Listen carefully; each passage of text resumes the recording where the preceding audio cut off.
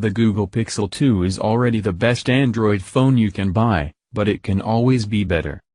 Nothing major, but a few little things that would add up to a better device. We already know the Pixel 3 will feature the newest processor, an even better camera, and whatever software features come in Android P, but some pieces aren't certain, and we hope these all make it into the Pixel 3. Here are the things we would like to see in the Google Pixel 3, the Google's 2018 flagship. A broader retail availability. This one doesn't matter much for us, since we've been buying the phones unlocked for years. But we are not most people. Most consumers, at least in North America, still go to their cellular carrier stores to play with the device in hand before buying it. Which mostly means those consumers are buying iPhones and Galaxies. That's not to say those are bad choices, but if Google wants to improve the Pixel line sales numbers, the phone will need to be sold by all carriers. We are not sure how long Verizon has a retail exclusive for the Pixel phones, but hopefully 2018 is the year they will be available in more stores. Wireless charging. Way back when dinosaurs roamed the earth, Google's Nexus line featured Qi charging fairly consistently. That changed when the Nexus 6P debuted with a metal body, and the Pixel line has continued the exclusion of any wireless charging.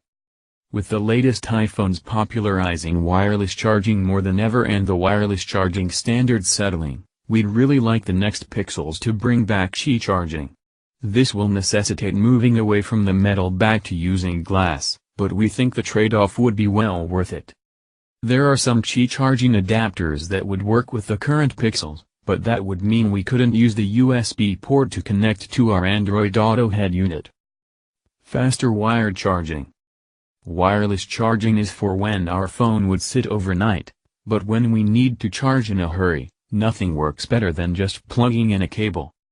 While the Pixels currently charge fairly quickly with the right charger, there have a few instances, entirely of our own making, where we've needed the phone to top up sooner.